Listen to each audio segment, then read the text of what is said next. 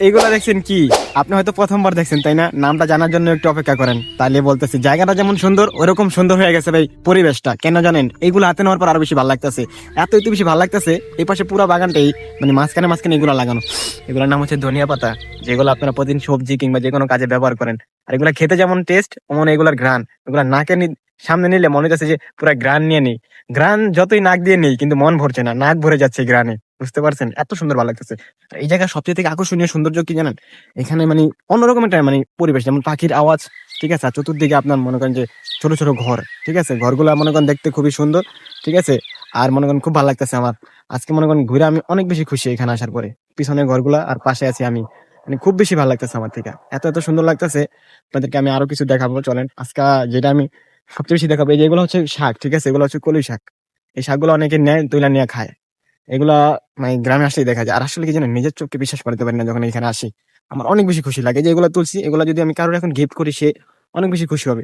কারণ এগুলা ফুল, ধনিয়া পাতা ফুল, খুব কমই কিন্তু দেখেন আপনারা, তাই না? এগুলা মানে খুব কমই দেখা যায়, যে গ্রামে আসলে একটু বেশিরভাগই দেখা যায়।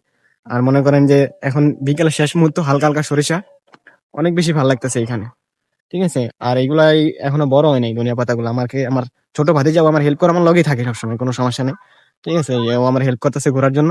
আর অনেক বেশি খুশি হলাম এদিক দিয়ে, ওই যে মানুষজন আসতেছে। আর মনে করেন এই দিক দিয়ে আবার আজকে মনে হয় কোনো অনুষ্ঠান হইতেছে সম্ভবত।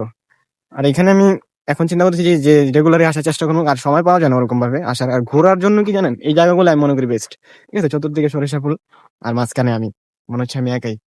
হ্যাঁ, আর এখানে আবার একটা সমস্যা কি জানেন, বর্ষা সিজন আসা যায় না ওই সময়তে। আপনার মনে করেন থাকে, বর্ষা সিজন আসলে যেমন ওই সময় পানি থাকে, এখানে ভরাট থাকে। কারণ ওই সময় ওই সিজন গুলাতে না আসাটাই আমি মনে করি ভালো। কারণ এখানে এই সময়টা অনেক সুন্দর, আর অনেক সময়ের পরিবেশ আর সব মিলে আমার খুবই ভালো লাগে।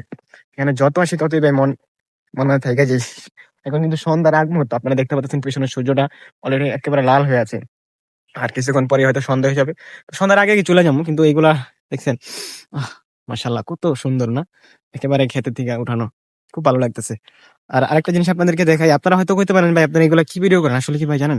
হ্যাঁ, ভিডিও তো অনেক ধরনের করা যায়, কিন্তু তারপরও এগুলো একেবারে ন্যাচারাল তুলে ধরি। ন্যাচারাল কিছু, ন্যাচারাল যেটা আপনার মনে করেন যে এখন দেখাইতেছি এখনই, তাই না? এখানে কোনো এডিটিং নাই, কিছু নাই। আমি যেভাবে বলতেছি সেভাবে আমি কিন্তু দেখাইতেছি, তাই না? মানে আমি এখানে ঘুরতে আসছি, চিন্তা করে আপনার সাথে শেয়ার করি ভাই। আসলে জায়গাগুলো যে এত সুন্দর, আপনারা নিজের চোখে না দেখলে বুঝতেই পারবেন না যে এই জায়গাগুলো এত সুন্দর। আর এত সুন্দর পরিবেশ এখানকার। এখানকার সবচেয়ে বেশি সুন্দর লাগে কি জানেন? এখানে মানুষগুলো পিছনে কাজ করে, যে যার মতন একটু পরে চলে যাবো, পুরো জায়গাটা নিজম একেবারে হালকা হয়ে যাবে। আবার কালকা সকাল থেকে আবার মানুষজন কাজ করবে। অনেক সুন্দর ভাই এই জায়গাটা। এই জায়গার কথা, যে পাখিগুলো দেখেন উড়ে গেল, কত সুন্দর পরিবেশ। যত তাকাই ততই লাগে ভালো। আজকে আর বেশি বড় ভিডিও করব না, কারণ আজকে অলরেডি চলে যেতে হবে, সন্ধ্যা হয়ে যেতেছে গা। আর বেশিক্ষণ এখানে থাকা যাবে না। সন্ধ্যা হইলে তো আপনারা গ্রামের জিনিস বুঝেনি, অন্ধকার হয়ে যায়, ঠিক আছে। ওই সময় আরো ভালো লাগে, নিজুম নিজুম বাতাস থাকে, আর একটা সাউন্ড থাকে। তো আল্লাহ হাফেজ, সবাই ভালো থাকেন। আর এটা নিয়ে একজনকে গিফট করবো, কাকে গিফট করে সেটা আপনারা কমেন্ট